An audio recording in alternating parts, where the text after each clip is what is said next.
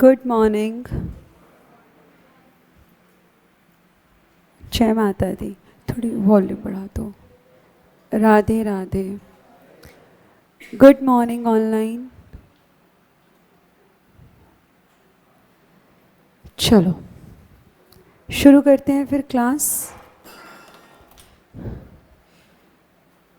जल्दी से रिवाइज करवा दो, पढ़ा था घर पे, रिवाइज करवा दो। फिर मुझे सवाल मेरा, जवाब आपका।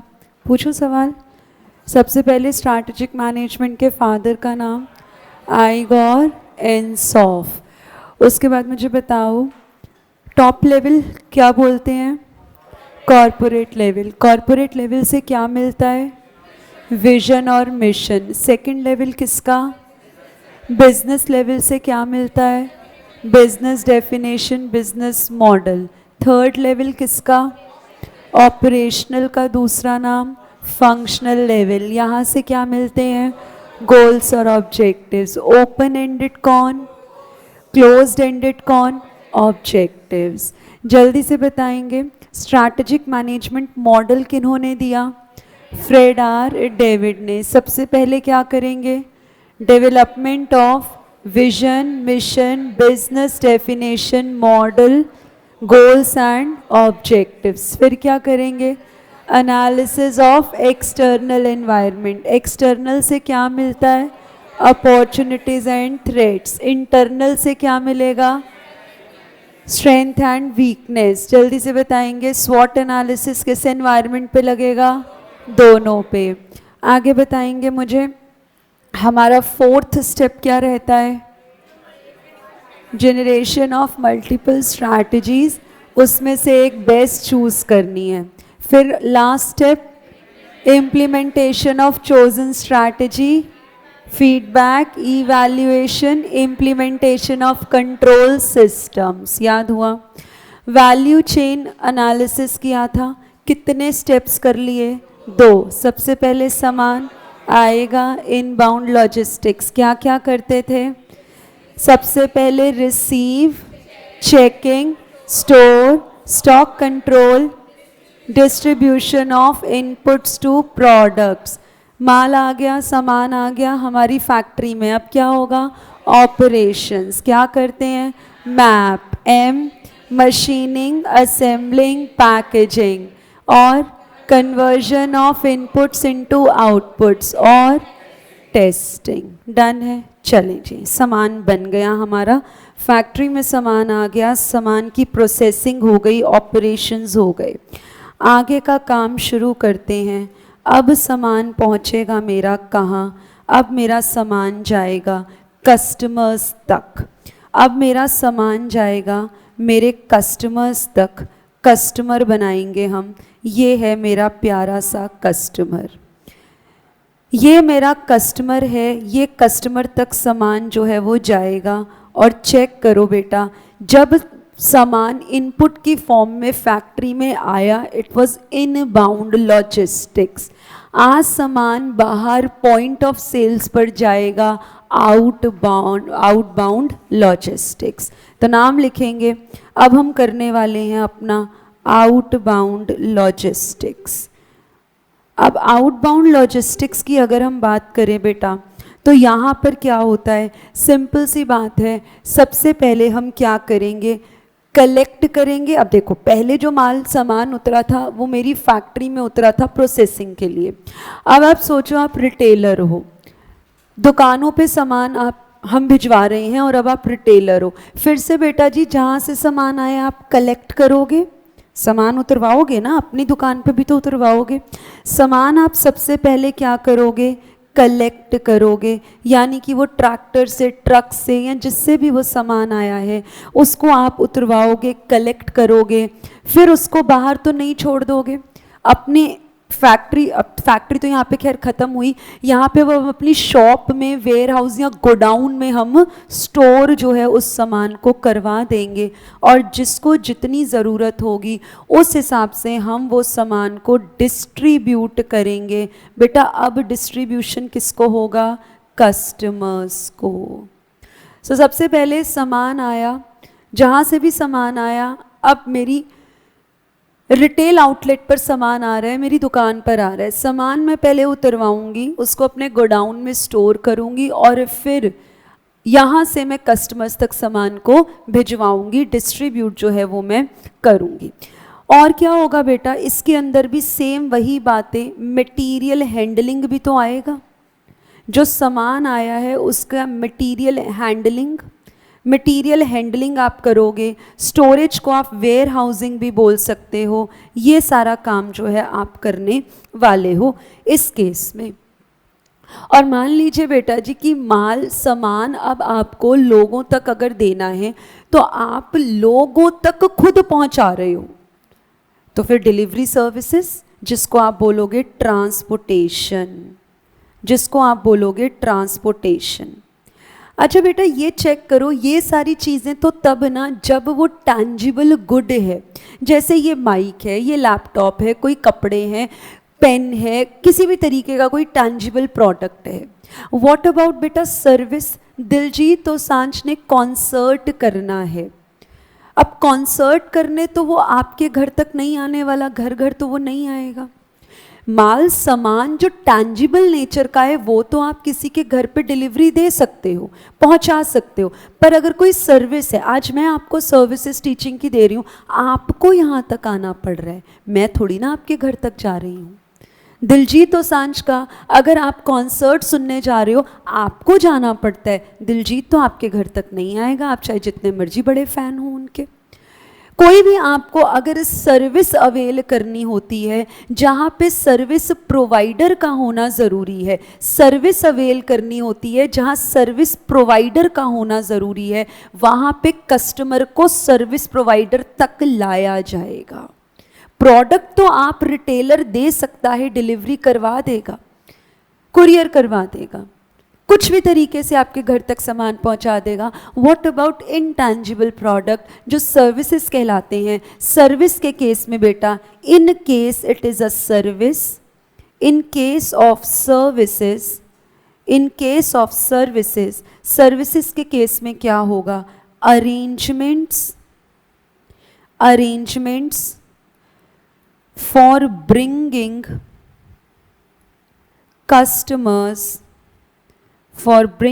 customers to the service are made।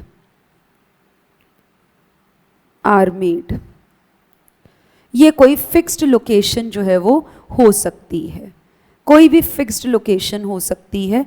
Example के केस में आप चाहे टीचिंग सर्विसेज लिख लो, आप चाहे म्यूज़िक कॉन्सर्ट्स लिख लो, इन चीज़ों में आपको जाना पड़ेगा सर्विस अवेल करने। आइएगा लर्न करेंगे अब इसको। सो हम बात कर रहे हैं किसकी बेटा? हम बात कर रहे हैं आउटबाउंड लॉजिस्टिक्स की। सामान आया, प्रोसेस हुआ, अब सामान दुकानों तक जाएगा बिकने के लिए। तो जो रिटेलर है, जो शॉपकीपर है, जैसे आप पहले सामान उतरवाओगे, कलेक्ट करोगे, मटेरियल हैंडलिंग करोगे, स्टोरेज वेयर हाउसिंग करोगे, डिस्ट्रीब्यूट करोगे कस्टमर्स को। What about a service? अगर सर्विस प्रोवाइड आप कर रहे हो तो फिर arrangements will be made to bring the customers to the service provider. खत्म कहानी। चले लर्न करेंगे एक बार। सबसे पहले इनबाउंड लॉजिस्टिक्स, प्रोसेसिंग, सामान बाहर जाएगा, क्या क्या होगा? सबसे पहले कलेक्ट करोगे, फिर स्टोर या वेयर हाउसिंग, फिर डिस्ट्रीब्यूट करोगे यानी कि ट्रांसपोर्टेशन सर्विसेज दोगे, और material handling. And what about service? अगर सर्विस है तो अरेंजमेंट्स विल बी मेड किसके लिए? To bring the customers to the service location. Clear है जी बात? आइएगा बुक से पढ़ेंगे, चेक करते हैं क्या हमें लर्न हुआ। ऑन पेज नंबर 46 आइएगा, थर्ड चेक करेंगे आउटबाउंड लॉजिस्टिक्स। देखिएगा, collection, storage, distributing the product to customers. अगर टैंजिबल प्रोडक्ट है, warehousing, material handling, transportation.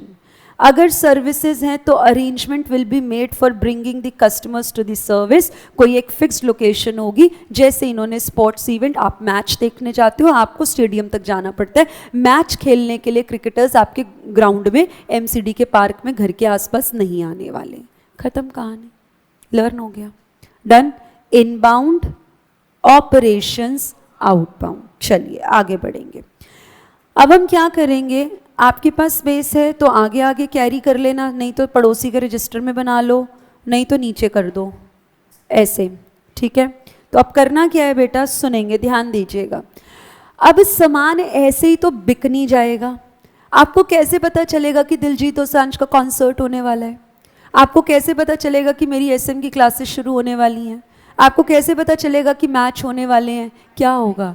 Advertisements, marketing, sales, बस यही तो है, लिख दो। बिना मार्केटिंग, बिना सेल्स के तो काम होगा नहीं। बिना मार्केटिंग, बिना प्रमोशन के तो मूवी चलेगी नहीं। मूवी स्टार्स को भी बोला जाता है मूवीज को प्रमोट करो। कॉलेजेस में जाएंगे, यूनिवर्सिटीज़ में जाएंगे, ऑडिटोरियम्स में जाएंगे, स्टेडियम्स में जाएंगे, अब्रॉड विजिट्स करेंगे, हर जगह जाएंगे। प्रमोशन जब तक आप नहीं करोगे अपने प्रोडक्ट की, दुनिया को खबर नहीं मिलेगी कि आपने कोई प्रोडक्ट बनाना चालू किया है।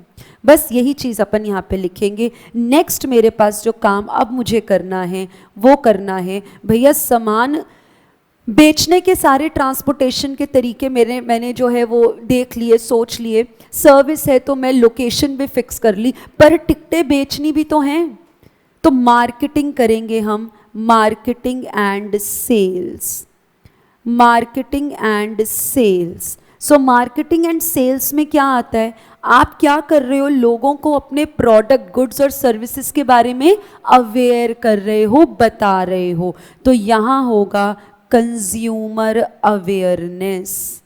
यहाँ पे हम कंज्यूमर को अवेयर करेंगे अपने प्रोडक्ट के बारे में, अपनी सर्विसेज के बारे में। यहाँ पर हम क्या करेंगे, एडवर्टाइजमेंट्स करेंगे। यहाँ पर हम क्या करेंगे, पब्लिसिटी करेंगे। यहाँ पे हम क्या करेंगे, प्रमोशंस करेंगे। ये सारे काम हम करेंगे। यहाँ पर हम क्या करेंगे, और बेटा अगर सुनेंगे, अगर भैया सर्विसेज हैं, इन केस ऑफ सर्विसेज, अगर सर्विसेज हैं तो हमें क्या करना पड़ेगा, नेटवर्क्स क्रिएट करने पड़ेंगे। जैसे मैं सर्विसेज, टीचिंग सर्विसेज दे रही हूँ, मैंने आपको पढ़ाया, आपको पढ़ा हुआ मेरा अच्छा लगा, आप आगे जाके बताओगे, मैं आपके साथ नेटवर्किंग कर रही हूँ। आपको पढ़ा हुआ पसंद नहीं आया, आप आगे जाके मना करोगे, ये नेगेटिव नेटवर्किंग हो गई, ये डी मार्केटिंग कहलाती है, पढ़ेंगे नेक्स्ट चैप्टर में। और अगर आप मेरे पढ़ाए हुए को अच्छा मान के आगे बताओगे, उसको हम पर्सनल मार्केटिंग बोलते हैं, यानी कि मैं पर्सन की मार्केटिंग कर रही हूँ। और अगर आप इस चीज़ को कहोगे नहीं अच्छा नहीं पढ़ाया, आप मेरे लिए डी मार्केटिंग कर रहे हो।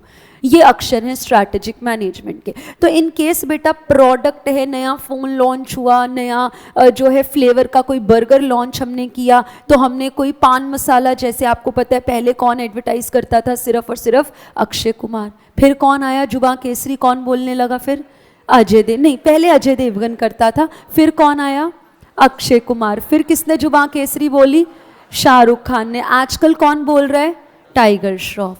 अब आप ये चीज़ समझो, हर एज के बंदे से प्रमोशन करवा दी। जो यंग जनरेशन है वो आजकल टाइगर श्रॉफ की फिटनेस को लेके बहुत ज़्यादा प्रभावित होती है। उन्होंने उस यंग ग्रुप को टारगेट किया। जो पुराने बड़े लोग हैं वो लोग ऑब्वियसली अजय देवगन, शाहरुख खान, जो बड़े एज के इस समय एक्टर्स हैं, उनसे प्रमोशन करवाई। ये बेटा टैक्टिक्स हैं अपनी चीज़ों को बेचने की। समय समय पे अगर एक बार आपका प्रोडक्ट अच्छा चल रहा है तो भैया उसकी सेल्स को मेंटेन भी तो करना पड़ेगा। मेंटेन करने के लिए समय समय आपको अपनी प्रमोशन, सेल्स को बढ़ाने के लिए पब्लिसिटी आपको नए तरीके से करनी पड़ेगी। आज एक बार मेरा बैच लॉन्च हो गया, मैंने पिछले बैच में भी पढ़ाया, तो क्या आपके लिए बैच के लिए बैनर्स नहीं आए, आपके ग्रुप में आए? नेक्स्ट बैच शुरू होगा उससे पहले फिर से प्रमोशंस होंगी। हर साल हर बैच में, हर 2 महीने 3 महीने 6 महीने में जब जब फाउंडेशन का बैच शुरू होता है तब तब हम प्रमोट करते हैं बैचेस शुरू होने वाले हैं। अपनी वेबसाइट्स पे दिखा देते हैं, व्हाट्सएप ग्रुप्स पे डाल देते हैं, इंस्टा स्टेटस पे डाल देते हैं, फेसबुक पे डाल देते हैं। हम क्या कर रहे हैं? प्रमोशंस कर रहे हैं, हम प्रमोशंस कर रहे हैं। अब ये चेक करो हम सर्विसेज दे रहे हैं या कोई गुड दे रहे हैं? हम तो इंटैंजिबल सर्विस दे रहे हैं। अब इस इंटैंजिबल सर्विस के सैंपल तो नहीं बंटवा सकती। ये लो जी, आज मेरी क्लास लेक्चर 1 था, कल आज लेक्चर 2 है, ये लो डब्बे में बंद किया, ये सैंपल है, चेक कर लो कैसा है। ऐसा पॉसिबल होता है सर्विसेज के केस में? दिलजीत दोसांझ गाना गाने से पहले एक एक गाना डब्बे में पैक करके आपको दे रहा है, ऐसा हो सकता है? नहीं हो सकता। तो बेटा सर्विसेज के केस में आपको कम्युनिकेशन नेटवर्क्स बनाने पड़ते हैं, आपको नेटवर्किंग करनी पड़ती है। जैसे आपने लिंक्डइन का नाम सुना है, लिंक्डइन पे क्या करते हो आप? नेटवर्किंग ही तो कर रहे हो, कनेक्शंस ही तो बना रहे हो। वहाँ पर लिंक्डइन पे क्या आप कोई माल सामान बेच रहे हो अपना, कोई प्रोडक्ट बेच रहे हो अपना, कोई टैंजिबल गुड बेच रहे हो, कोई बर्तन बेच रहे हो, कोई फ़ोन बेच रहे हो, कोई कुछ भी ऐसा थोड़ी ना बेच रहे हो, अपनी सर्विसेज बेच रहे हो। आप जब सीए बन जाओगे आप अपनी सर्विसेज बेचोगे। सर्विसेज बेचने के लिए तो बेटा जी नेटवर्किंग होनी चाहिए। So in case of services communication in networks, in case of services communication networks should be formed. Communication networks should be created या formed, कुछ भी आप लिख सकते हो। ठीक है जी, डन है ये बात। चलिएगा एक बार अब इसको भी रिवाइज करेंगे, शुरू से करेंगे। इनबाउंड ऑपरेशंस, आउटबाउंड, आउटबाउंड का रिवाइज करवाएंगे। सबसे पहले आउटबाउंड में सामान collect, store, distribute to customers, कैसे? ट्रांसपोर्टेशन की सर्विसेज देके, material handling, and what if it is a service? bring the arrangements are made to bring the customer to the service location. Clear? Marketing and sales. बताओ क्या करोगे? Sales, promotion, publicity, advertisement, consumer awareness, promotions, and what if it is a service? Communication networks create करने पड़ेंगे।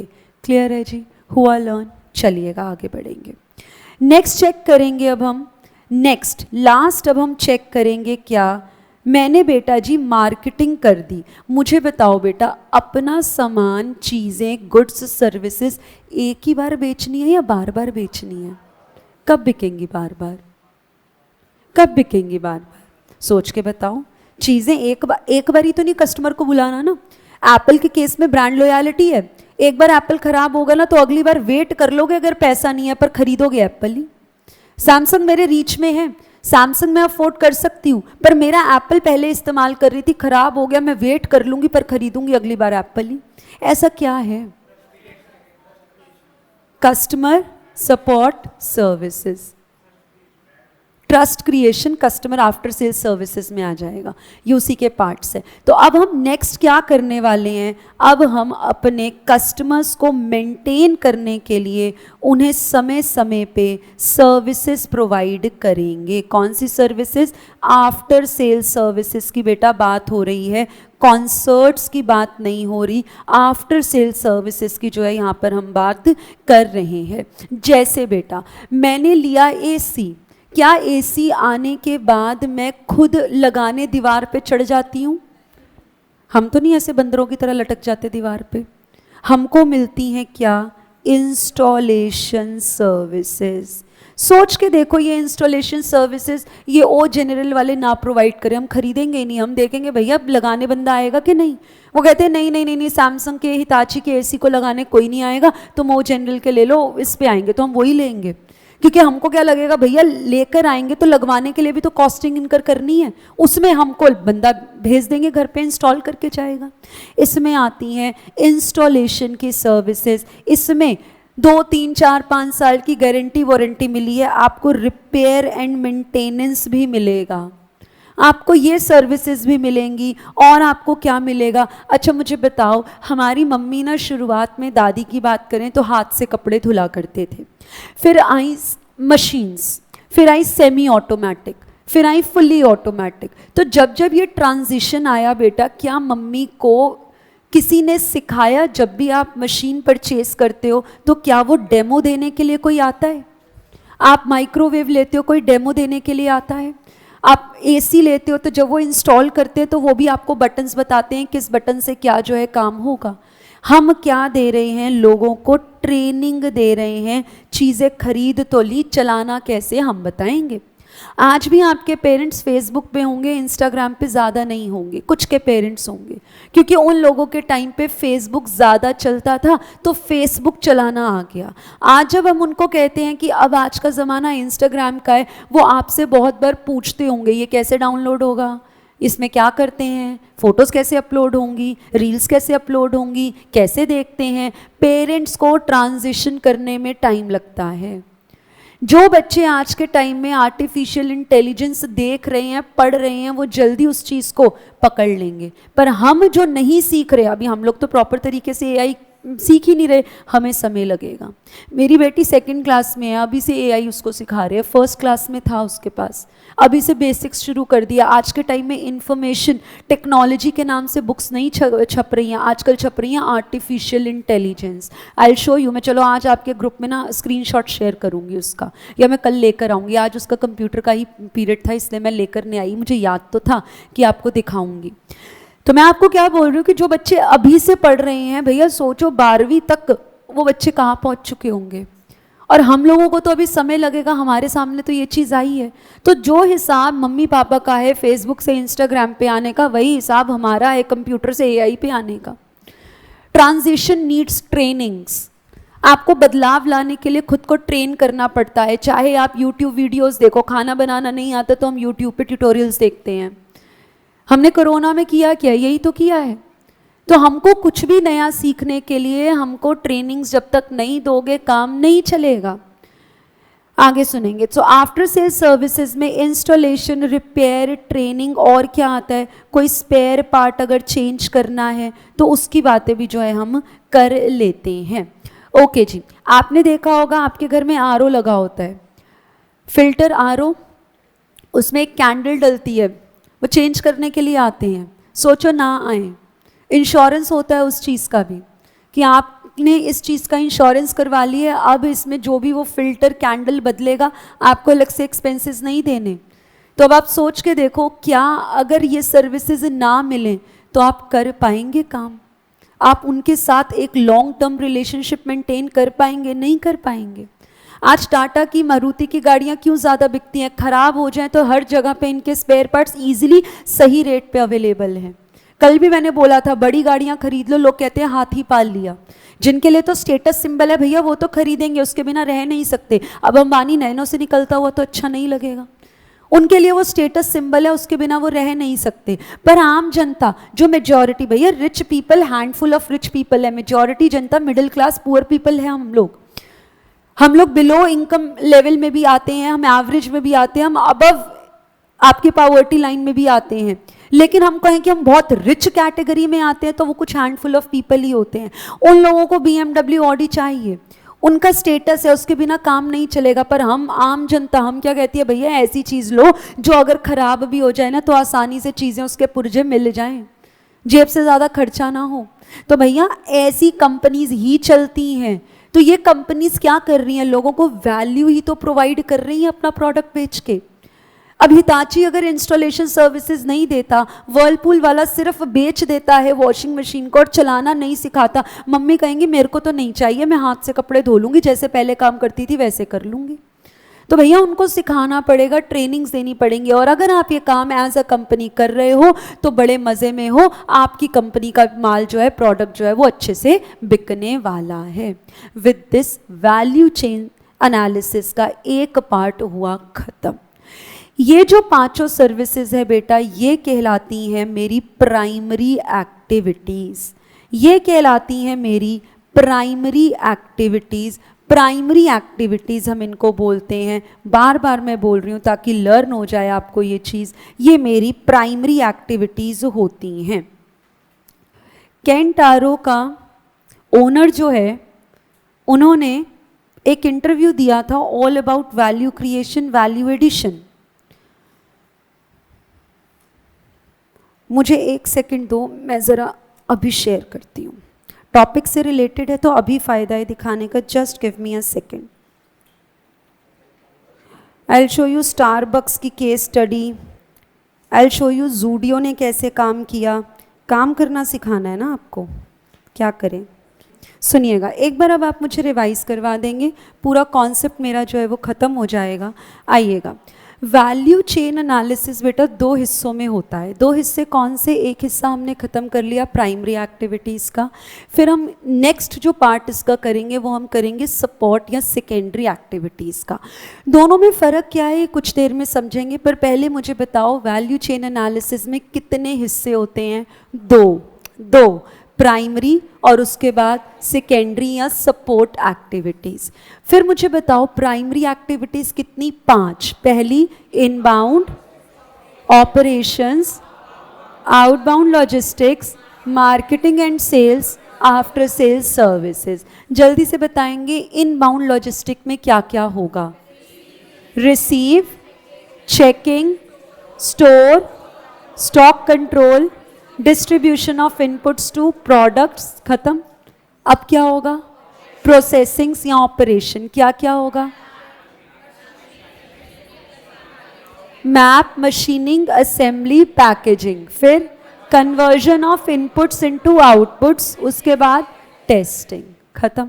अब क्या होगा? सामान बाहर, आउटबाउंड लॉजिस्टिक्स। बोलेंगे collect, store, distribution, transportation, material handling, और सर्विस है तो arrangements will be made to bring the customer to the location, या सर्विस प्रोवाइडर जो भी है।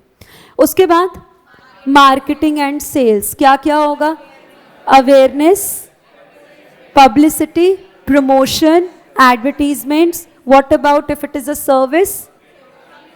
कम्युनिकेशन नेटवर्क्स क्रिएट करेंगे। अब क्या करेंगे? लास्ट काम आफ्टर सेल्स सर्विसेज। इसके अंदर क्या होगा?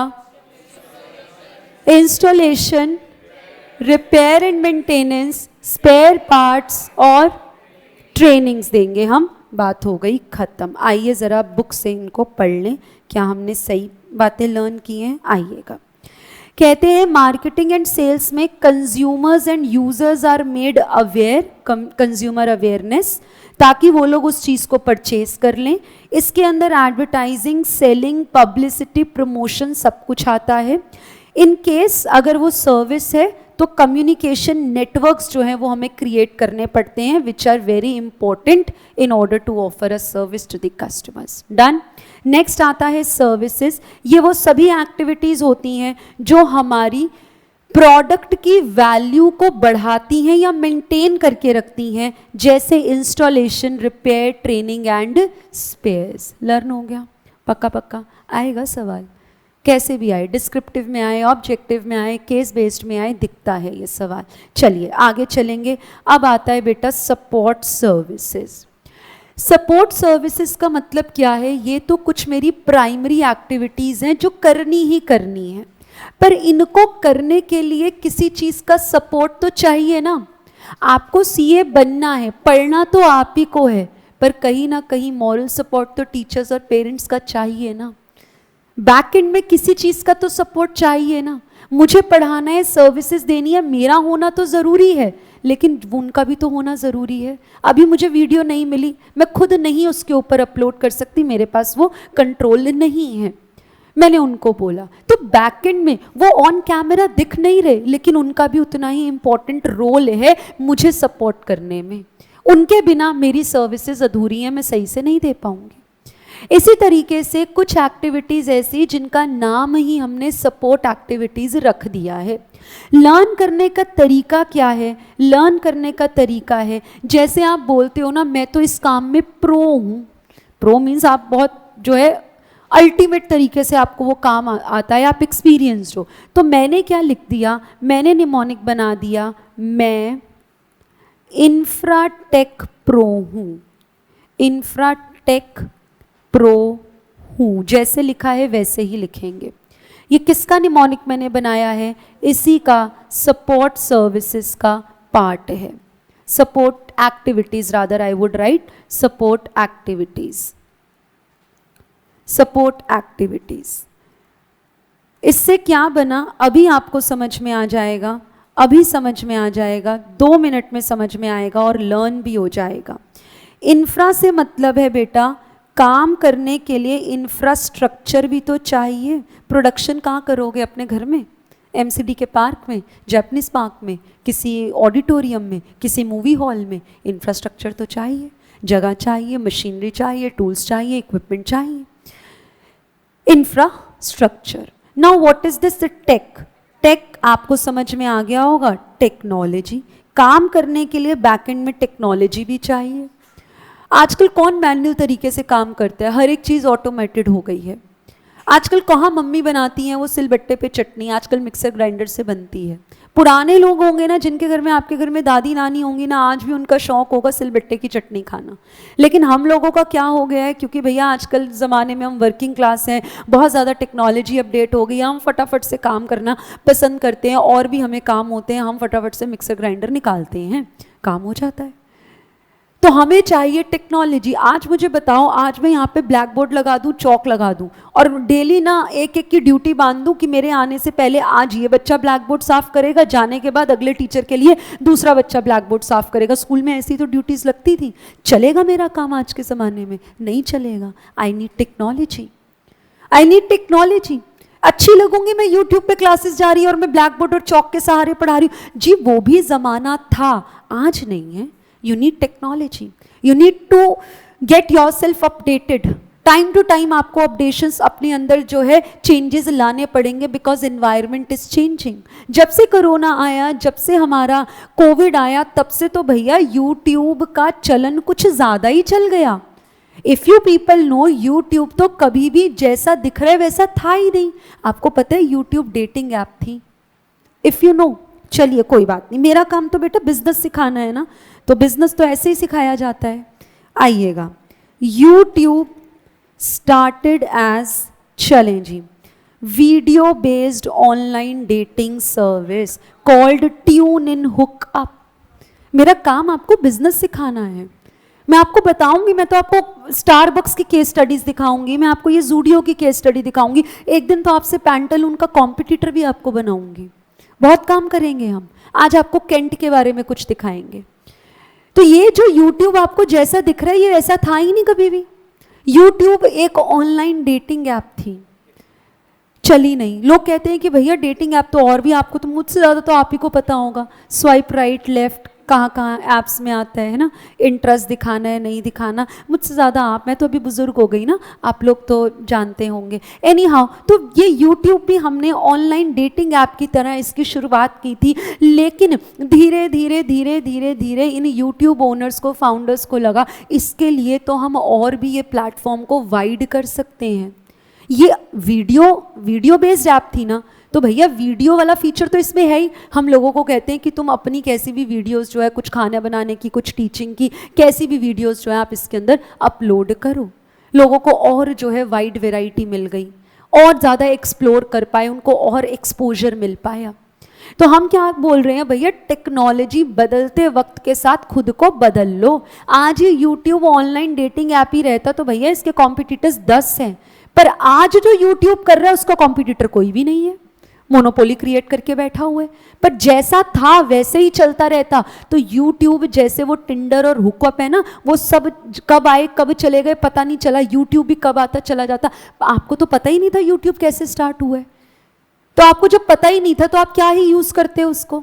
यानी कि बदलते वक्त के साथ लोगों की नीड्स, डिजायर्स, डिमांड्स को अगर ये नहीं देखता तो भैया ये भी मार्केट से आउट हो चुका होता। टेक्नोलॉजी का जमाना है, अपडेट कर लो खुद को। So I is for infrastructure, T is for technology, pro is बेटा प्रोक्योरमेंट। प्रोक्योरमेंट बेटा काम कब हो रहा है, बिफोर इनबाउंड लॉजिस्टिक्स है मैम, क्या मतलब? बेटा इनबाउंड लॉजिस्टिक में मैंने क्या पढ़ा, सप्लायर से रॉ मटेरियल आएगा। अब वो एक सप्लायर मैंने चुन लिया है जिससे मैं सारा सामान मंगवा रही हूँ, पर उससे पहले बेटा मैंने कितने सप्लायर्स से कोटेशंस मांगी होंगी, कितने सप्लायर्स के मटेरियल की क्वालिटी चेक की होगी। मम्मा सब्जी लेने जाती है, सब्जी एक ही दुकान से लाती हैं, लेकिन उससे पहले रेट 10 दुकानों से पूछेंगी, क्वालिटी 10 चीज़ों की चेक करेंगी, कंपेयर करेंगी, कौन सा अच्छा कौन सा बुरा, इस तरीके से चेक होता है। आस पड़ोस की दुकानों से चीज़ें कंपेयर की जाती हैं। ये काम है प्रोक्योरमेंट का। प्रोक्योर मतलब किसी चीज़ को अपना बनाना। अपना बनाने के लिए भैया हम 10 चीज़ों को देखते हैं। अगर हम ये इसका ऑनलाइन प्लेटफॉर्म डेटिंग ऐप का भी अगर हम बात करें तो भैया 10 पहले आप स्वाइप लेफ्ट राइट करते हो, तब जाके एक को इंटरेस्ट शो करते हो। ये वही हिसाब है प्रोक्योरमेंट। अपने फंड्स के हिसाब से, अपने बजट्स के हिसाब से बहुत सारे सप्लायर्स से आप कोटेशंस मंगवाओगे, बहुत सारे लोगों से आप जो है बातचीत करोगे, बहुत सारे लोगों से आप टेंडर्स मंगवाओगे, बहुत सारे लोगों के आप मटेरियल की क्वालिटी को चेक करोगे, उनके रेट्स को चेक करोगे, तब जाकर एक चूज़ करोगे। और जब वो चूज़ किया ना, वहाँ से इनबाउंड लॉजिस्टिक शुरू होगा। उससे पहले जो मैंने सारी कहानी बोली वो प्रोक्योरमेंट में आती है। और लास्ट आता है बेटा HU इज ह्यूमन रिसोर्स।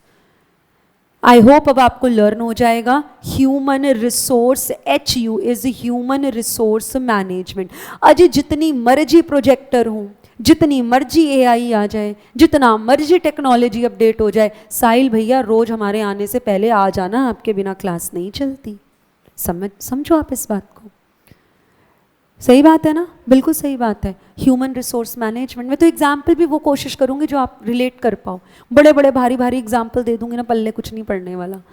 चलो जी सुनो, तो होगा क्या, ह्यूमन रिसोर्स मैनेजमेंट। भैया जी आप हमारे आने से पहले आ जाना, भले ही टेक्नोलॉजी बहुत अच्छी है, मुझे कुछ नहीं हाथ से लिखना, मुझे कुछ ब्लैक बोर्ड इरेज नहीं करना, मुझे कुछ पन्नों पे कागज नहीं छापने, फिर भी आप आ जाना। अभी यहाँ पे कोई टेक्निकल ग्लिच आ जाए ना, अभी लाइट चली जाए या बंद हो जाए, मुझे वाकई कुछ नहीं आता, मेरी क्लास रुक जाएगी, तुम मजे करोगे ओ ये ब्रेक हो गया, क्योंकि मुझे आता ही नहीं ना उसको ठीक करना। ह्यूमन रिसोर्स मैनेजमेंट चाहिए। और सारी चीज़ों को मैनेज करने के लिए, बुक्स को देने के लिए ड्यूटी लगा रखी है। भैया बुक्स ठीक है वो मशीनरी से प्रिंट होगी, प्रिंटिंग प्रेस में प्रिंट होगी, भैया बांटने के लिए तो ज्योति मैम की ड्यूटी लगा दी है हमने। आप आंसर पूछो, सवाल पूछो, आंसर दो, आपकी आवाज मुझ तक जाएगी with the help of mics. Technology है, पर वो माइक आप तक देने के लिए किसी को यहाँ पे खड़ा होना पड़ेगा ना। Human resource management, in humans को, इन रिसोर्सेज को मुझे टाइम टू टाइम ट्रेनिंग देनी पड़ेगी।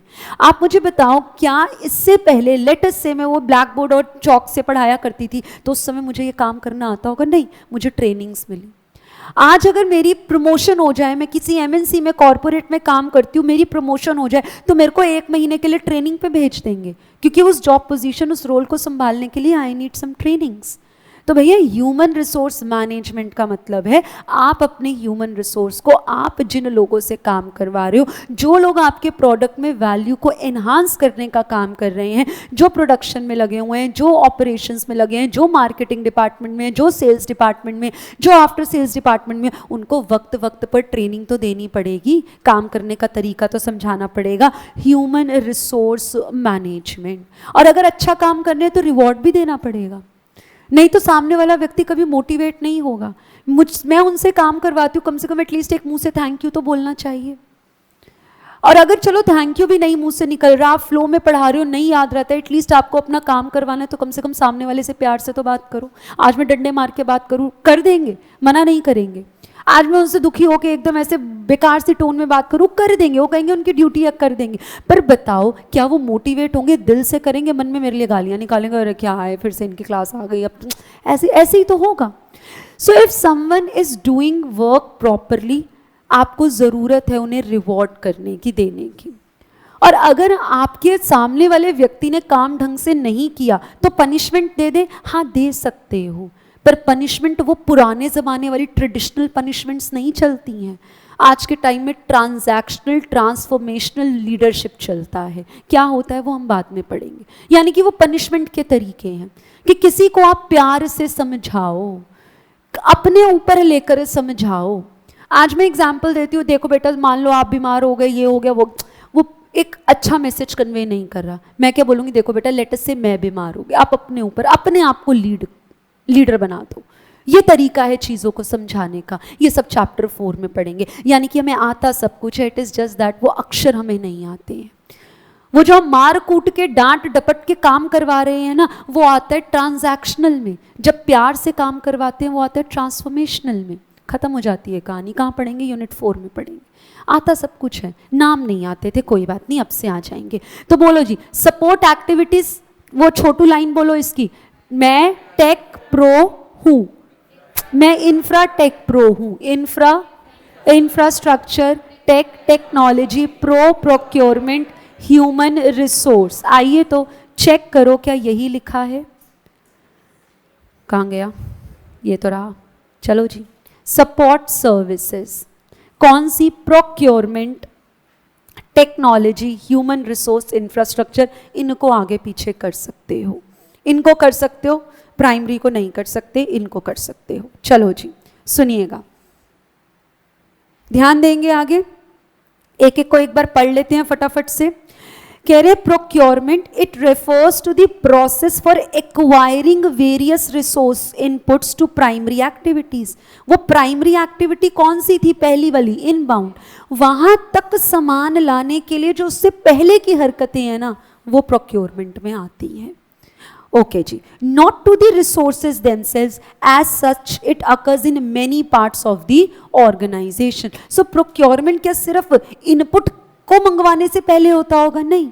आज मुझे लेटस से बेटा मुझे मार्केटिंग वाले हिस्से पे जाना है, मुझे मार्केटिंग एंड सेल्स पे जाना है, तो इससे पहले भी तो बेटा मुझे प्रोक्योरमेंट करना पड़ेगा। मैं 10, अगर मैं उसी वो बोलो जुबान केसरी का एग्जाम्पल लूँ, तो भैया मैंने 10 एक्टर्स से पहले बातचीत की होगी। सभी एक्टर्स तो नहीं मानते। अक्षय कुमार पहले माना, फिर बाद में उसको रियलाइज हुआ, उसने सारी अपनी अर्निंग्स डोनेशन में दे दी।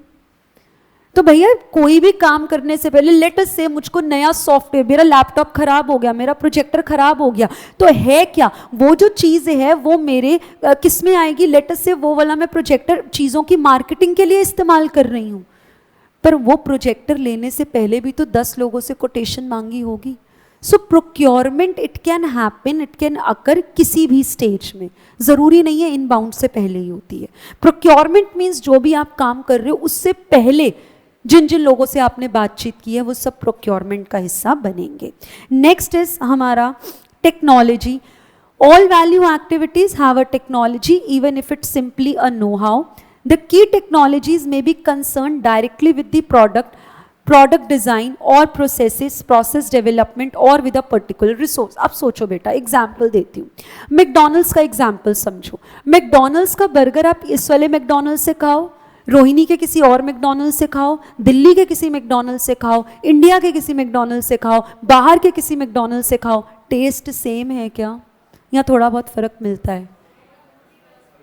थोड़ा बहुत फर्क मिलता है या बहुत मेजर, मतलब ऐसा फर्क होता है कि आप उस चीज को रियलाइज कर पाओ? अच्छा एक और बात बताओ, अच्छा रेट्स की बात बताओ, रेट्स की सेम है ये वाला मैकडी और बाहर वाला में? अच्छा मुझे बताओ, क्या ये लोग अपनी रेसिपी आपसे शेयर कर देंगे? ये नहीं करेंगे। इसी रेसिपी का तो वो खा रहे हैं कमा के, वही आपसे शेयर कर दें। स्टारबक्स की कॉफ़ी निहायती कड़वी, मुझे नहीं पसंद पर्सनली, लोगों को बहुत अच्छी लगती है। उससे अच्छी कॉफ़ी मैं किसी दिन आपको बना के पिलाऊंगी, मतलब मांगना नहीं, बस ऐसे ही, ठीक है? आती नहीं है मुझे, एग्जाम्पल दे रही हूँ। उससे बेहतर कॉफ़ी, अरे मम्मी कहती है ना ये क्या तुमने कूड़ा उठा के खा लिया, इससे अच्छा तो तुमको मैं बना के खिला देती। बेशक मम्मी वो कूड़ा है, बेशक मम्मी उसका टेस्ट अच्छा नहीं है, पर मम्मी क्या करे, जब तक 2 पैसे ना खर्च लें स्वाद नहीं आता। आप समझो इस चीज को, मतलब कुछ चीजों का टेस्ट हमारे जो कहते हैं ना दिल दिमाग पे बस चुका है, और वो टेस्ट आप लाख कोशिश कर लो, मम्मी बहुत अच्छा खाना बनाती है नो डाउट, पर वो टेस्ट कॉपी नहीं होता है, क्योंकि भैया इन्होंने अपनी टेक्नोलॉजी, इन्होंने अपनी रेसिपीज को पेटेंट करवा रखा होता है। आपने अभी वो मास्टर शेफ आया करता था, वो कोई गौरव खन्ना है, उसने कोई बाहर की रेसिपी अपनी ओरिजिनल स्पेशलिटी बोल के चिपका दी शेफ्स को, और जिसकी वो ओरिजिनल था नहीं, वो ऐसा माना जा रहा था नहीं, किसी बाहर वाले शेफ़ का कॉपी पेस्ट उन्होंने कुछ जो है वो बना के उनको खिलाया, तो उस शेफ़ ने उनके ऊपर केस डाल दिया कि तुमने मेरी रेसिपी बनाई, मुझे प्रॉब्लम नहीं है, पर ये तो मत बोलो कि तुम्हारी अपनी ओरिजिनल रेसिपी है, ये आपने कॉपी किया है, उसके ऊपर केस आ गया। पढ़ा करो न्यूज़ को। आप लोगों को नहीं इतना पढ़ने का, मैं कहती चलो समय नहीं मिलता, पर हमको पढ़ना पड़ता है क्योंकि आपको एग्जाम्पल्स देने पड़ते हैं। तो जब तक आपको हम लाइव एग्जाम्पल्स नहीं देंगे ना, एसएम तो भैया समझ नहीं आ सकता। बिजनेस करना सीख रहे हैं हम, पढ़ थोड़ी ना रहे हैं, हम तो आपको बिजनेस करना सिखा रहे हैं। चलिएगा आगे। Human resource management, this is a particularly important area which transcends all primary activities. It is concern with those activities involve in recruiting. कौन से व्यक्ति को रखना है। अब आप मुझे ये बताओ, साहिल भैया आज नहीं आए हैं, तो आज मैं एक काम करती हूँ, मैं आप में से किसी को उस जगह बिठा देती हूँ, चलेगा काम? नहीं। रिक्रूटमेंट भी ढंग से होता है, जो उस जॉब की रिक्वायरमेंट्स है उसके हिसाब से रिक्रूटमेंट होगा। वो टेक्नोलॉजी रिलेटेड काम है, तो भैया हम कहें कि हम किसी और को बिठा दे, काम नहीं चलेगा। आज मुझे सीए के बच्चों को पढ़ाना है, तो बेहतर नॉलेज एक सीए दे पाएगा। मैं यहाँ पे किसी ग्रेजुएट को बिठा दूँ, काम पढ़ा वो भी सकता है, पर जो नॉलेज एक सीए को होगी, सीए के बच्चों के हिसाब से वो एक ग्रेजुएट को कतई नहीं होगी। एक अकाउंटेंट और चार्टर्ड अकाउंटेंट में यही तो फर्क है, और क्या फर्क है। तो भैया रिक्रूटमेंट भी अकॉर्डिंग टू जॉब रोल्स होता है। Managing, training, developing, rewarding people within the organization. Last comes infrastructure. Infrastructure से मतलब है ऑर्गेनाइजेशन का स्ट्रक्चर कैसा है। आपको याद होगा बिजनेस स्टडीज में आपने कुछ पढ़ा होगा, planning, organization, staffing, controlling, directing, कुछ ऐसी बातें पढ़ी होंगी। वो सब बेटा इंफ्रास्ट्रक्चर में आ जाता है। ऑर्गेनाइजेशन का स्ट्रक्चर, ऑर्गेनाइजेशन के टोटल 8 स्ट्रक्चर्स हैं, हम लास्ट चैप्टर में पढ़ेंगे। तो एग्जाम में जब इंफ्रास्ट्रक्चर आएगा, आपको ऑर्गेनाइजेशन के स्ट्रक्चर की बात करनी है, जिसके अंदर आप एग्जाम्पल उन 8 नामों को लिख सकते हो। Functional, divisional, multi divisional, M form, hourglass, network, matrix, इस तरीके से हमारे ये स्ट्रक्चर्स होते हैं। सो इंफ्रास्ट्रक्चर में स्ट्रक्चर्स की बात होती है, planning, organization, directing, controlling, staffing. Staffing अक्षर मत लिखना, वो आपका ह्यूमन रिसोर्स मैनेजमेंट में जाएगा। बाकी जो चीज़ें हैं वो इंफ्रास्ट्रक्चर में यहाँ पर आती हैं। डन है बात। ये डायग्राम आपको क्या समझा रहा है, कह रहे देखो ये हमारी प्राइमरी एक्टिविटीज, ये हमारी सपोर्ट एक्टिविटीज, ये जब कंबाइंडली इनका इम्पैक्ट आता है तब ऑर्गेनाइजेशन प्रॉफिट्स की ओर जाती है। वो लग रहा है बड़ा अजीब सा डायग्राम बना दिया है, कुछ नहीं, ये वही हमारे नाम है सपोर्ट एक्टिविटीज के। ये मेरी प्राइमरी एक्टिविटीज, आगे ऑर्गेनाइजेशन जा रही है, एरो चेक करो, आगे जा रहा है, एरो में लिखा है मार्जिन, यानी कि प्रॉफिट्स हम कमाएंगे जब सपोर्ट और प्राइमरी एक्टिविटीज को सही से इम्प्लीमेंट करेंगे। खत्म होता है वैल्यू चेन एनालिसिस। डन है। चलो पहले एक बार आपको वीडियो दिखाती हूँ, चेक करेंगे।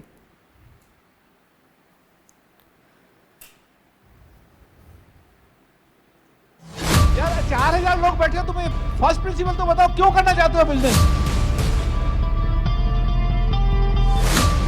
इंडिया की इकोनॉमी 5 ट्रिलियन यूएस डॉलर होने वाली है। महेश जी की 2-3 खास बातें बताएं आपको।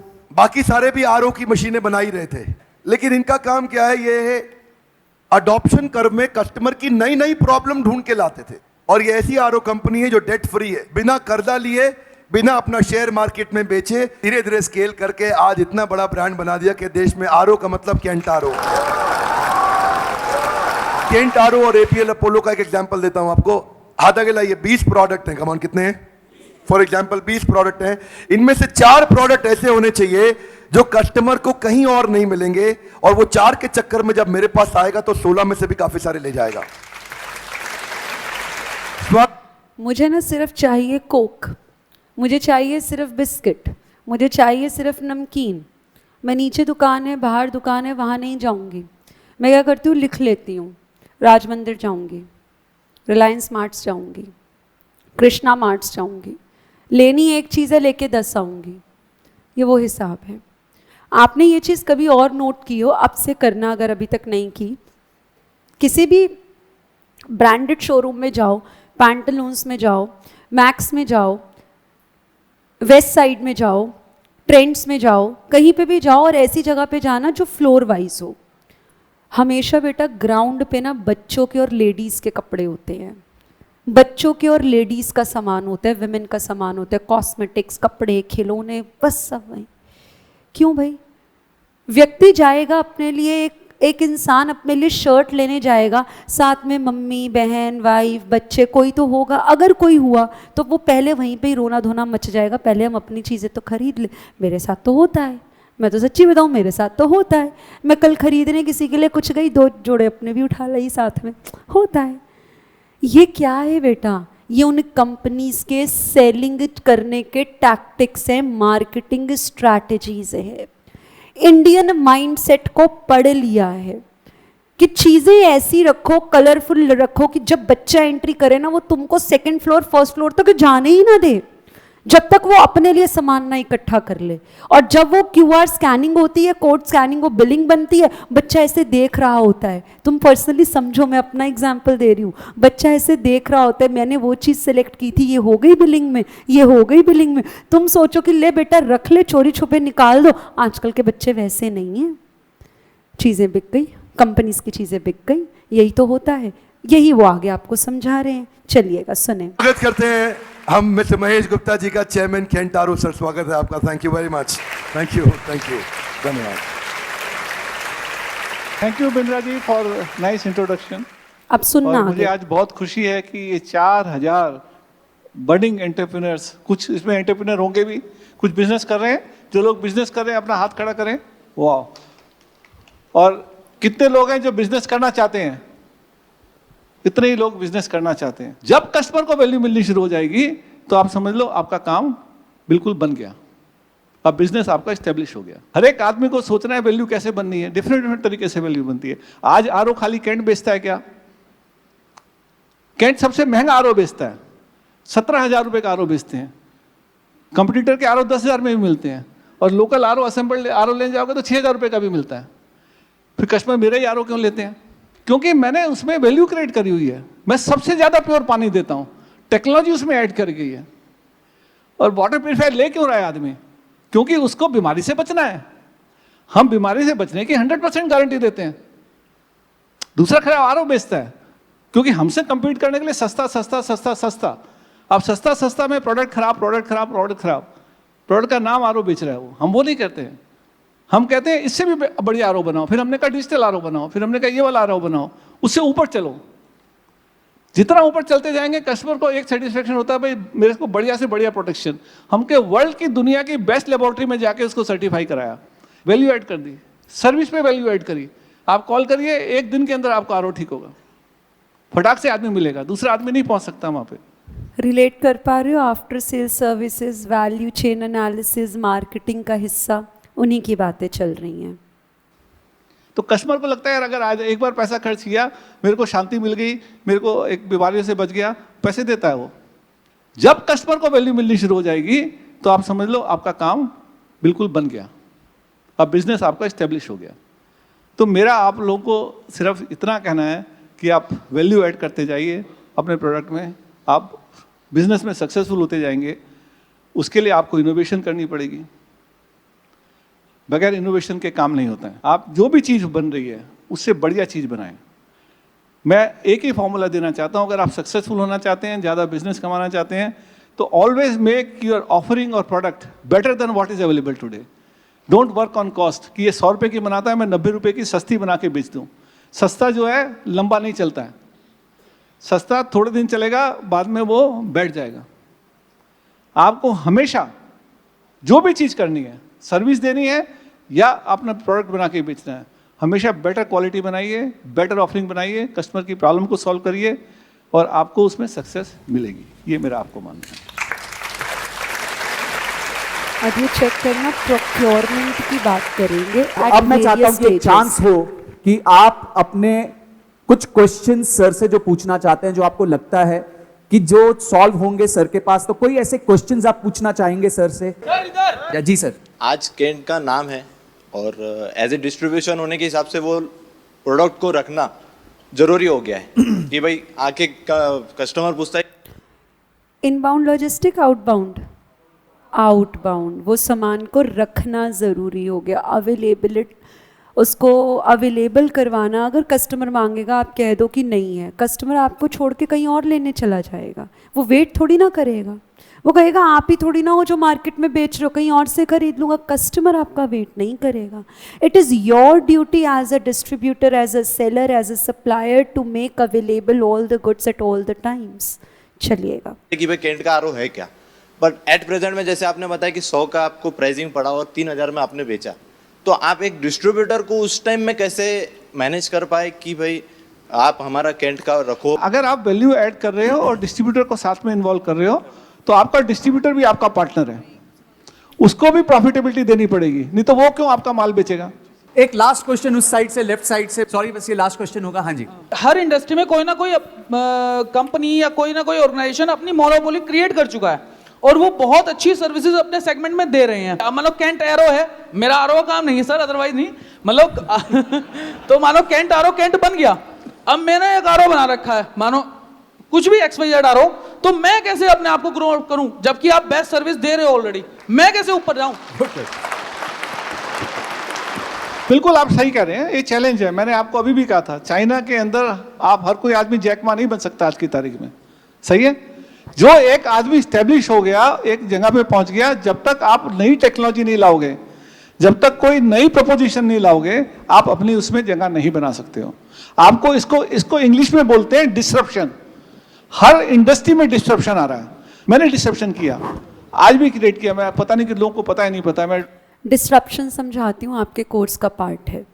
डिसरप्शन क्या होता है? डिस्टर्बेंसेस। डिस्टर्बेंसेस अगर आपको वो डिस्टर्ब कर रही हैं तो भैया आप वीक हो, और अगर उस डिस्टर्बेंस का फ़ायदा आपने दिखा दिया, ले लिया उस डिस्टर्बेंस का फ़ायदा, तो आपके लिए अपॉर्चुनिटी है।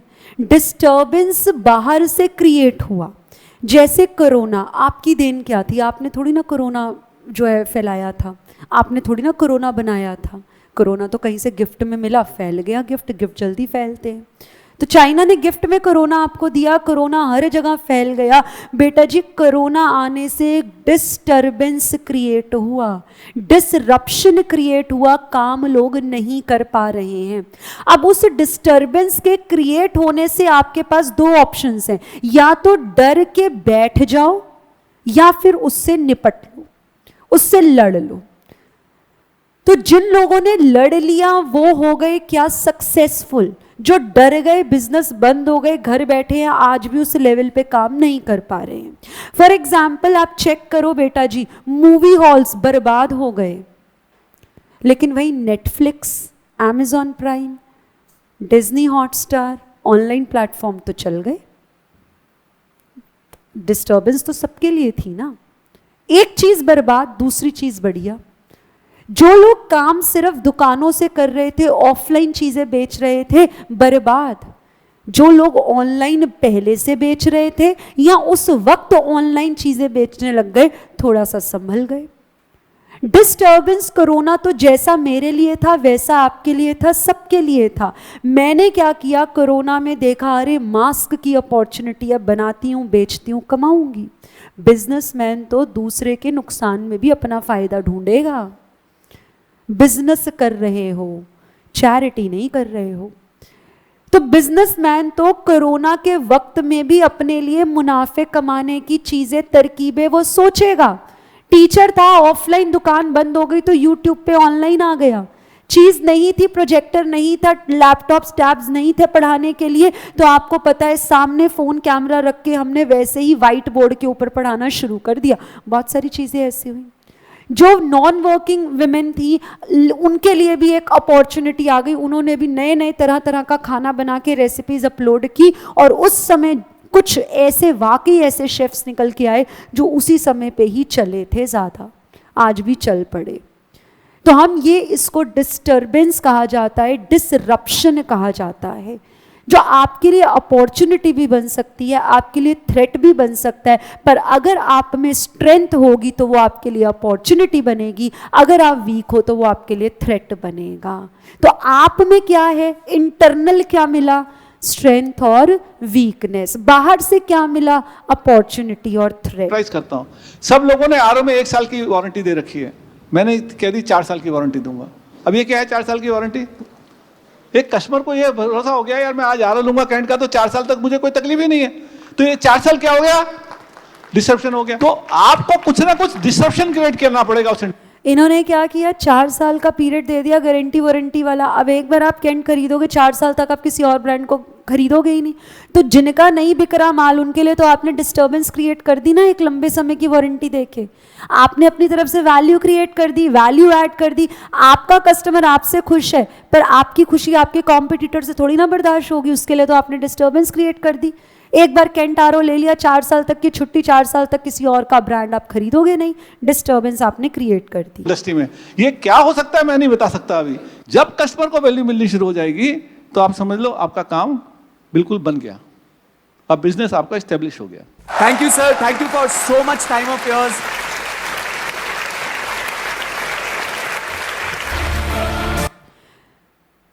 टॉपिक समझ आ गया होगा, एक ये टॉपिक हमने ख़त्म किया। नेक्स्ट टॉपिक इसी से रिलेटेड करते हैं बेटा। अब हम पढ़ेंगे प्रोडक्ट दिखता कैसा है मैम? हाँ बेटा, मुझे ज़रा बताओ, मेरे पास जो बुक है उसमें पेजेस आगे पीछे हैं, मुझे एक टॉपिक बताओ किस पेज पे है।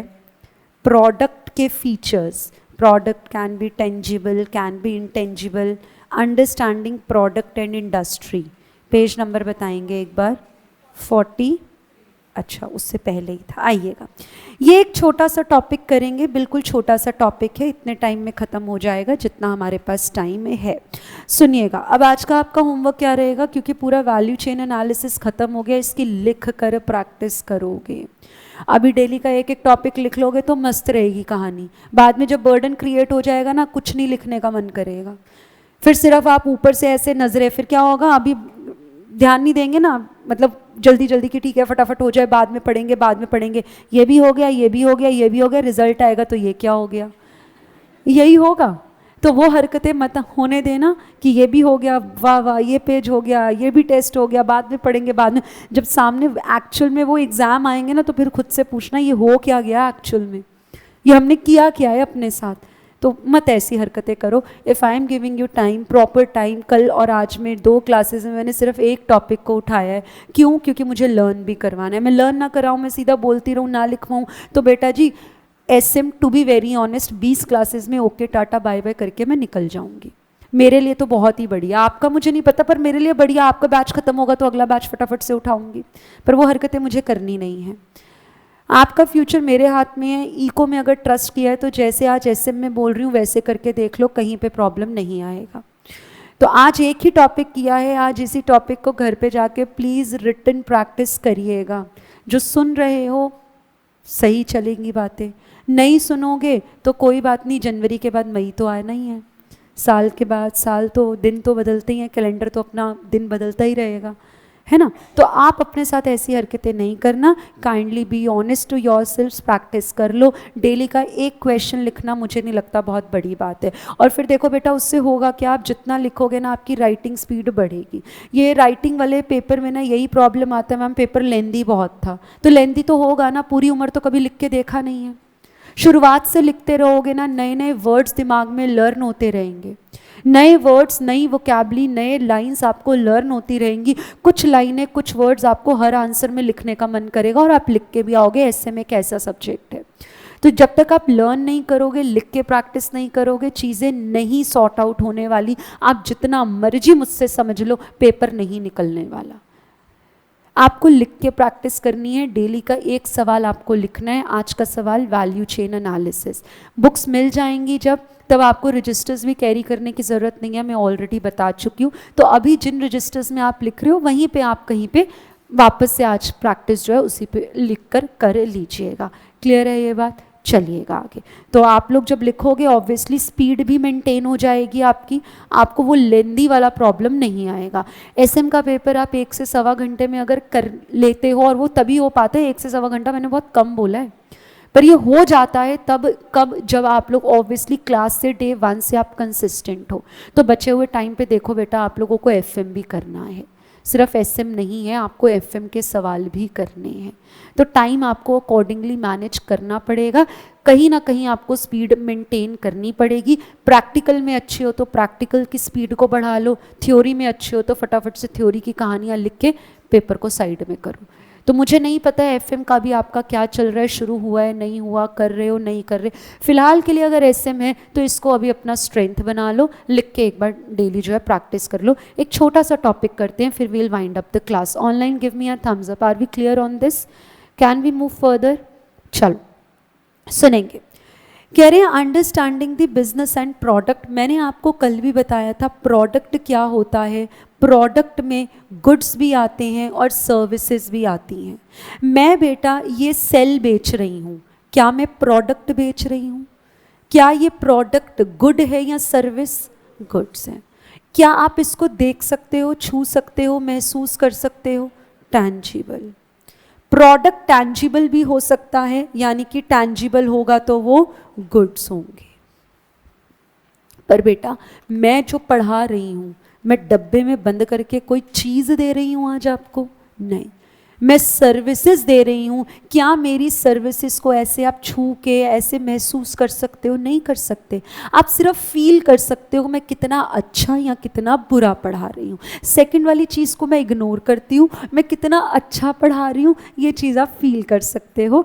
इनटैंजिबल यानी कि सर्विस जो है वो होती है। ठीक है जी, चले। It might be physical good और अ सर्विस एन एक्सपीरियंस। तो सर्विस क्या है? आपका एक्सपीरियंस है। आप मुझे मेरी सर्विसेज को सिर्फ एक्सपीरियंस कर पा रहे हो, उसकी क्वालिटी को सिर्फ आप एक्सपीरियंस कर सकते हो। क्वालिटी पढ़ाने की मेरी अच्छी है या अच्छी नहीं है। Business products have certain features as follows. Products are either tangible or intangible. A tangible product can be handled, आप इसको ऐसे हैंडल पकड़ सकते हो, देख सकते हो, फिजिकली आप इसको फील कर सकते हो, such as a car, book, pen, table, mobile, handset, so on. अभी ये टॉपिक ऐसा है बेटा, बहुत जनरल है, मुझे नहीं लगता इसको लिखवाने की ज़रूरत है। तो जहाँ पर बहुत ज़्यादा अजीब टॉपिक है, लर्निंग में प्रॉब्लम आएगा, वहाँ ऑब्वियसली मैं लिखवाऊंगी। अब मैं ये क्या लिखवाऊँ कि प्रोडक्ट गुड होता है, सर्विस होती है, गुड टैंजिबल होता है, सर्विस इंटैंजिबल, ये चीज़ें लिखवाने वाली नहीं है, तो ये भी टाइम बर्बाद है। आगे सुनो। Alternatively an intangible product is not a physical good. आपको पता है इनटैंजिबल चीज़ अगर होगी तो वो फिजिकल अपीयरेंस थोड़ी ना होगा उसका, such as telecom services, banking, insurance और रिपेयर सर्विसेज। आगे चलेंगे। कह रहे ये बेटा फ्री में दे दूंगी, मैं बिजनेस कर रही हूँ, चैरिटी नहीं कर रही, फ्री में दे दूंगी, कभी नहीं दूंगी फ्री में, इसका कोई प्राइस होगा। अच्छा ये तो गुड है, मैं सर्विसेज की बात करती हूँ, फ्री में पढ़ रहे हो यहाँ पे? नहीं, हर सब्जेक्ट के लिए आपने पैसे दिए हैं, तो चाहे वो गुड हो चाहे वो सर्विस हो, यानी कि कैसा भी प्रोडक्ट हो, इट हैज़ अ प्राइस। मुफ्त में, फ्री फंड में नहीं मिलती है चीज़ें, इट हैज़ अ प्राइस। अच्छा अब यहाँ पे तो ना इको लर्न करेंगे। अच्छा आपको याद है बेटा प्रोडक्ट के प्राइजेस कैसे डिसाइड होते थे? विद द हेल्प ऑफ, हाँ बोलो आवाज आई, intersection of demand and supply. The market price is the price at which, याद है, quantity supplied equals to quantity demanded equals quantity desired. The dynamics of supply and demand influence the market price. अच्छा जल्दी से मुझे बताओ, आप मुझे सोच के बताओ बेटा। कंपटीशन आज के ज़माने में बेहद है, ठीक है। आज के टाइम पे क्योंकि कंपटीशन है, businesses are not able to fix market prices by adding profit margins on the cost. सुनना बेटा, क्या होता है, प्रॉफिट कमाने के दो तरीके। मान लीजिए मेरी कॉस्ट ऑफ प्रोडक्शन चीज़ को बनाने की 10 रुपये आई है, मैंने कहा मैं 10% अपना प्रॉफिट मार्जिन ऐड करूंगी तो चीज़ 11 रुपये पे मार्केट पे बिकेगी। अब बेटा सोच के देखो, मेरा पड़ोसी 9 रुपये पे सेम चीज़ बना रहा है और वो भी 10% का प्रॉफिट ही रख रहा है, तो वो कितने का बेच रहा होगा? 10.9 पर। बताओ बेटा किसकी बिकेगी, ए की या बी की? बी की। बेटा प्रॉफिट मार्जिन तो दोनों के सेम है, फिर भी ऐसा क्या हो गया कि इसका ज़्यादा बिक रहा है? आज के ज़माने में बिजनेस फर्म्स अपना प्रॉफिट मार्जिन को बढ़ाकर नहीं कमाती, अपनी कॉस्ट को रिड्यूस करके कमाती हैं। कंपटीशन है, कंपटीशन है, आपको अपना सैक्रिफाइस करना पड़ेगा। कॉस्ट ऑफ, अच्छा, और ये कॉस्ट ऑफ प्रोडक्शन है, कम भी ऐसे करो कि क्वालिटी के साथ कॉम्प्रोमाइज ना हो, क्योंकि अगर क्वालिटी के साथ कॉम्प्रोमाइज हो गया तो एक व्यक्ति बेटा ज्यादा पैसा अच्छी क्वालिटी के लिए देने के लिए कभी नहीं घबराएगा। एप्पल के लिए वो कभी नहीं लाखों रुपए देता है तो सोचता है, घबराता नहीं है, उल्टा क्या स्टेटस दिखाता है अपना, मेरे पास लाखों का फोन है। वो रोता नहीं है किसी कमरे में बैठ के मैंने लाखों रुपए की चीज खरीद ले रहे, खुद अपनी मर्जी से खरीद के तुम आए हो। क्यों? क्योंकि तुमको क्वालिटी मिली है। तो आप सोचो कि मैं रेट को कम करके मार्केट कैप्चर कर लूं, तो बेटा ये वन टाइम सोच है, लॉन्ग रन में आप बर्बाद होने वाले हो। अगर आपको क्वालिटी भी मेंटेन करके आप सस्ते रेट पे दे रहे हो तभी आप चलोगे। इंडिया में चलता है चीप एंड बेस्ट, इसको बोलते हैं बेस्ट कॉस्ट प्रोवाइडर स्ट्रैटेजी। पढ़ेंगे चीप एंड बेस्ट, इसका स्ट्रैटेजिक मैनेजमेंट। ये चीप एंड बेस्ट हमें पता था, सस्ता और टिकाऊ, ये हमको पता था, ये तो हमारी आम जनरल लैंग्वेज है ना। आप तो सीए के बच्चे हो, आप इस चीज को बोलोगे कौन सी strategy? Cost, best cost provider strategy. Best cost, सस्ते रेट पे, प्रोवाइडर अच्छी क्वालिटी प्रोवाइड करने वाली स्ट्रैटेजी, चीप एंड बेस्ट। आइएगा, तो कह रहे हैं आज के ज़माने में क्योंकि कंपटीशन बहुत ज़्यादा है तो बिजनेसेस जो मार्केट प्राइस फिक्स करती हैं वो bye adding profit margin on the cost ऐसा नहीं होता है। तो कैसे फिर मैम प्रॉफिट अर्न करते हैं? They work on reducing cost और फिर प्रॉफिट ज़्यादा से ज़्यादा कमाने की ये लोग कोशिश करते हैं। क्लियर है जी? सो पहले हमने किया प्रोडक्ट एज अ प्राइस, नहीं, सबसे पहले हमने किया प्रोडक्ट टैंजिबल इंटैंजिबल हो सकता है। टैंजिबल गुड्स होंगे, can be seen, can be felt, can be handled, ये तरीके, example car, mobile, water bottles, pen, anything. Intangible service होगी, can not be seen, can not be touch, they can only be experienced, for example teaching services, repair services, telecom services. Product has a price, either a product either a good or a service both carries a price। Price कैसा जो है determine होता है with the help of intersection of market forces of demand and supply। at this very particular price quantity demanded is equal to quantity supplied। nowadays on account of competitions the business firms do not earn profits by adding profit margins but by reducing the cost of production। we are done। क्या करना था इसमें? इतना तो कर ही सकते हैं। बड़ी जनरल बातें थी, कोई ऐसी मैंने हवाबाजी तो की नहीं कि निकल जाए ऊपर से। चलिएगा आगे सुनेंगे। कह रहे product has certain features that deliver satisfaction. मैं यही ये रोज आपने देखा होगा, यही वाला कप होता है, फाउंडेशन से यही चल रहा है। ऐसा क्या खास है? मैं इसको टूटने भी नहीं देती, बड़े ध्यान से रखती हूँ इसको, है। इसमें ऐसा क्या है? मुझे ना ये वाला पॉइंट समझाना है ना बेटा मेरा ना नाम लिखा है, नाम लिखा है मेरा। अच्छा, इससे पहले वाला जो था ना उसके आगे तो सीए भी लिखा था, उसको तो मैं और सहेज के रखती थी, और वो ना वाइट कलर का था तो मेरा नाम उसके ऊपर सीए ज्योति वो ब्लैक से लिखा था, बोल्ड में लिखा था, तो वो वैसे उभर के दिखता था। इसमें शायद आपको इतना साफ नहीं दिख रहा होगा, पास से देखना पड़ता है, बेस गोल्डन है। एनी हाउ, फिर भी इसी ग्लास को ना मैंने यहीं रखा हुआ है, मैं घर पे भी तो रख सकती हूँ, मैंने यहीं रखा हुआ है। ऐसा क्यों? मैं टूटने भी नहीं देती। एग्जैक्टली सही है। मुझको बेटा एक कोई एप्पल का फोन दो, एप्पल का फोन बेटा मेरे पास भी नहीं है, मेरी ना एक वक्त की रोटी अभी मुझे अलाउ नहीं कर रही, दो बेटा, सॉरी। देखो बेटा, आज घर जाऊंगी, इस पे सेल्फी लूंगी, चेहरा नहीं दिखाऊंगी, आधा कटा सेब दिखाऊंगी। ऐसी होती है ना सेल्फीज। घूमी घूमी करने जाएंगे, गेड़ी मारने जाएंगे बाय फ्लाइट, तो क्या करेंगे? ऐसे रखेंगे हाथ पे हाथ, समझ रहे हो, और फिर उसके ऊपर हम ऐसे सेल्फी लेते हैं। उस पर भी मतलब इस तरीके से सेल्फी आती है कि आपका पता चलता है वो एप्पल की सेल्फी है। बेटा सेटिस्फैक्शन मिल रही है तो लाखों रुपए बच्चा खर्च करके फ़ोन ले रहा है। अब समझो, सेटिस्फैक्शन के लिए आप पैसा दे दोगे। बर्गर खाना है, चाउमीन खानी है, उल्टी चीज़ें कुछ भी चीज़ खानी है, आपको मैकडॉनल्ड्स क्या दे रहा है, मतलब कोई बहुत हेल्दी फूड दे रहा है? पूरा जंक भरा हुआ है। बचपन में सीख के आते थे जंक फूड्स आर हेल्दी, फिर भी जा जाके पैसा दे के खा के आते। स्वाद, सेटिस्फैक्शन मिलता है। तो यहाँ पे हम क्या कह रहे हैं भैया, प्रोडक्ट इसलिए खरीद रहे हो। आज के ज़माने में लोग प्रोडक्ट इसलिए नहीं खरीदते क्योंकि उनको ज़रूरत है, इसलिए खरीदते हैं क्योंकि उनको ना कुछ उसमें ऐसा फीचर मिल रहा है जिससे उनको सेटिस्फैक्शन मिल रहा है। मुझे फ़ोन की ज़रूरत है, इनको फ़ोन की ज़रूरत है, तो वो लाल और हरा बटन वाले फ़ोन वो इस्तेमाल कर ले, ना जी ना। चलो सैमसंग पे आ जाओ, वीवो पे आ जाओ, ना जी ना, हम तो आईफोन खरीदेंगे। देखो, do not take it personally, सिर्फ एग्जाम्पल है। तो हम तो सिर्फ और सिर्फ आईफोन खरीदेंगे, उसमें प्रिवेसी फीचर अच्छा है, उसमें कैमरा क्वालिटी अच्छी है। आज मैं कपड़े पहन रही हूँ तो मैं तो भैया ब्रांडेड ही पहनूंगी, रोड पे भी तो चल रहे हैं कपड़े, मैं वहां से क्यों नहीं पहन रही?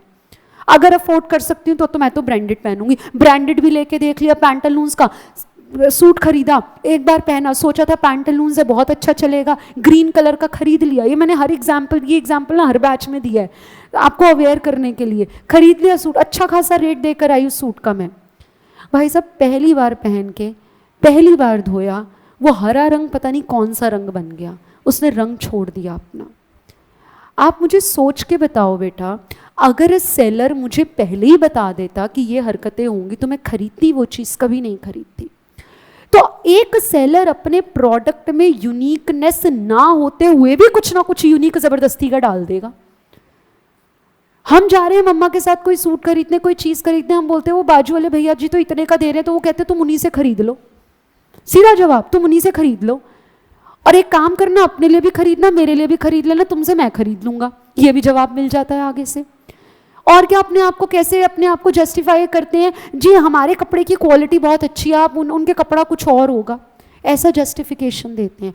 भैया प्रोडक्ट आज के ज़माने में रिक्वायरमेंट से लोग कम खरीदते हैं, उसमें कुछ फीचर्स होंगे ना वो ज़्यादा खरीदते हैं। यूज़र एक्सपीरियंस यूज़र फ्रेंडली होना चाहिए। सैमसंग के फ़ोन कहा जाता है हैंग हो जाते हैं, कैमरा क्वालिटी बहुत अच्छी है पर जी हैंग हो जाते हैं, तो यूज़र एक्सपीरियंस अच्छा नहीं है। पर एप्पल वही मक्खन की तरह चलता है, एक बार एप्पल खरीदूंगी बार बार एप्पल ही खरीदूंगी, उसमें यूज़र एक्सपीरियंस अच्छा है, उसमें हैंग नहीं होता, प्रिवेसी फीचर्स बहुत अच्छे हैं। इस तरीके से product should be able to provide value satisfaction to the customers for whom they are meant. जैसे इन टर्म्स ऑफ फंक्शन, मैंने आपको बताया, हम लोग जब भी कोई फ़ोन खरीदते हैं तो हम चेक करते हैं कितना रैम है उसमें, कितना इंटरनल स्टोरेज है, कितना गाड़ी खरीद रहे हो तो माइलेज कितनी देती है, उसका डिज़ाइन भी हम चेक करते हैं। यार ये गाड़ी अच्छी तो लग रही है, बजट में भी है, पर ना देखने में बड़ी अजीब सी लग रही है, डिज़ाइन पसंद नहीं आ रहा, हमें डिज़ाइन नहीं पसंद आ रहा। उसके बाद क्वालिटी और उसको यूज़ करने के बाद एक्सपीरियंस। तो एक ना रील मैं आपको और दिखाऊंगी इस रिस्पेक्ट में। हमारे जो सेलर्स होते हैं वो प्रोडक्ट जब उनको बेचना होता है ना, उनको प्रोडक्ट ऐसे बेचना चाहिए जैसे वो खुद उसके खरीदार हों। अगर जो प्रोडक्ट आप लोगों को बांट रहे हो, बेच रहे हो, अगर वो खुद इस्तेमाल करना पड़ता तो क्या तुम उसको एक्सेप्ट कर लेते? If the answer is yes, आप अच्छा काम कर रहे हो। If the answer is no, वो आपका प्रोडक्ट नीड सम इम्प्रूवमेंट्स, तो इम्प्रूवमेंट करो। जो दिक्कत आपको आ रही है वो सामने वाले को भी आएगी, तो आपको अपने अंदर इम्प्रूवमेंट्स लाने पड़ेंगे। अगर किसी ने आपको क्रिटिसाइज किया, it is very much important कि आप अपने अंदर इम्प्रूवमेंट्स लाओ। उस क्रिटिसिज्म को दिल पे लेके साइड में बैठ जाए तो काम नहीं चलेगा। इस केस में मैंने, आप याद करो, कैडबरी का फाउंडेशन में एग्जाम्पल दिया था, चॉकलेट्स में से कीड़े वॉर्म्स निकले थे, इन्होंने अपनी पैकेजिंग बदल दी। अब आप चेक करो बेटा, एक और एग्जाम्पल इसके लिए देती हूँ। लेट अस से बेटा पार्ले जी के बिस्किट, टाइगर के बिस्किट, वहीं बेटा सनफीस्ट, वहीं बेटा आपके डार्क फैंटेसी, वहीं आपके हाइड एंड सीक। मुझे बताओ बेटा, नाम से पार्ले जी, टाइगर, ये कैसे नाम लग रहे हैं? जो एक एवरेज व्यक्ति कंज्यूम करता होगा वो, या एक अच्छे कैटेगरी का व्यक्ति? एवरेज व्यक्ति। इनका नाम सुन के ही ना अमीरों वाली फीलिंग आती है।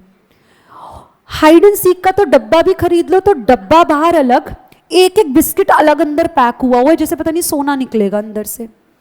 तो बेटा पैकेजिंग का ही तो पैसा कमा रहा है ये। क्या, किस चीज का पैसा कमा रहा है? तुमको पैसा कमाना है तो भैया चीज कुछ ऐसी दो जो दूसरा ना दे रहा हो। वो भी बिस्किट है, वो भी आटा मैदा से बना होगा, इट इज जस्ट दैट उसकी पैकेजिंग दिखावा ऐसा कर दिया, अपीयरेंस ऐसा दे दिया, लोग दीवाने हुए पड़े हैं। बड़ा ऐसा लगता है ये hide and seek dark fantasy, इनको खा के ऐसा लगता है कितनी हाइजीनिक कंडीशंस में बना होगा। एक एक बिस्किट अलग अलग डब्बे में पैक है, अलग अलग पैकेट में पैक है, पता नहीं कितना अच्छा हाइजीन कितना मेंटेन कर रखा होगा। बेटा वैल्यू इसी चीज के पैसे कमा रहा है वो डार्क फैंटेसी। डार्क फैंटेसी तो नहीं मिलता तुमको 5 रुपए में पार्ले जी मिल जाता है, 10 रुपए में ये तो नहीं मिलते, ये टाइगर पार्ले जी मिल जाते हैं। क्यों ये, क्यों 10 रुपए 5 रुपए पे मिलते हैं और ये क्यों नहीं मिलता? वैल्यू दे रहा है तुमको, इसी बात का वो पैसा कमाएगा, इसी बात का तो वो पैसा कमाएगा। आगे चेक करो, फीचर्स देखो, लाइन पढ़ो, features of the product will distinguish it in terms of function, quality, design, experience. Customers' cumulative experience with a product from its purchase to the end of its useful life is an important component of a product feature. Next check करो बेटा, अरे आप business कर रहे हो, business किस लिए कर रहे हो? बिजनेस किस लिए कर रहे हो? खुद को निहारने के लिए, या दूसरा आएगा आपको निहार के जाएगा? प्रॉफिट के लिए। और प्रॉफिट कैसे कमा पाओगे? जब कोई प्रोडक्ट बेचोगे, चाहे गुड हो चाहे सर्विस हो। तो यही तो लिखा है, कह रहे प्रोडक्ट, अच्छा ठीक है, the product is at the centre. करेंगे बेटा, सहज करेंगे बेटा, हम स्टारबक्स की केस स्टडी में करवाऊंगी, बहुत सारी कंपनीज के बारे में आपको धीरे धीरे पता चलेगा। The product is at the center of business around which all strategic activities revolve. The product enables production, quality, sales, marketing, logistic. क्या बेटा ये सभी नाम आपके वैल्यू चेन एनालिसिस के प्राइमरी के हैं? तो पहले इसलिए पढ़ाया ही वो था कि बाकी आगे के टॉपिक्स में आपको रिलेट करने में आसानी हो जाए। यानी कि प्रोडक्ट ऐसा बनाओ कि सभी प्राइमरी एक्टिविटीज, सभी सपोर्ट एक्टिविटीज इस तरीके से इंप्लीमेंट हो कि आप बिजनेस आप प्रॉफिट्स कमा पाओ उस बिजनेस में वो पर्टिकुलर प्रोडक्ट बेचकर। लास्ट पॉइंट क्या कहता है? A product has a useful life. हर एक प्रोडक्ट की एक अपना टेन्योर होता है, एक यूजफुल लाइफ होती है, और वो यूजफुल लाइफ खत्म। तो बेटा अगर आप वही प्रोडक्ट दोबारा खरीद रहे हो ना, सेलर, मैन्युफैक्चरर सक्सेसफुल बिजनेसमैन कहलाएगा। और अगर आप इंतजार कर रहे हो फटाफट से खत्म हो, फटाफट से ये कपड़ा फटे, फटाफट से हम दूसरा लेकर आए, सेलर सक्सेसफुल नहीं रहा। अगर आप एक प्रोडक्ट लेने के बाद आप 10 लोगों को रेकमेंड कर रहे हो, बिजनेस चल गया।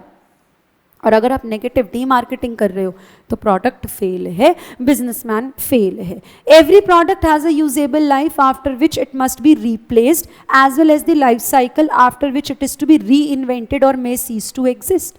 आज की अगर हम बात करें बेटा, मे सीज टू एग्जिस्ट का एग्जाम्पल आप कौन सा ले सकते हो? जैसे आपको पता होगा पुराने ज़माने में, पुराना ज़माना कौन सा, बहुत पुराना नहीं, डोंगल्स आते थे वाईफाई के लिए, आज नहीं चलते।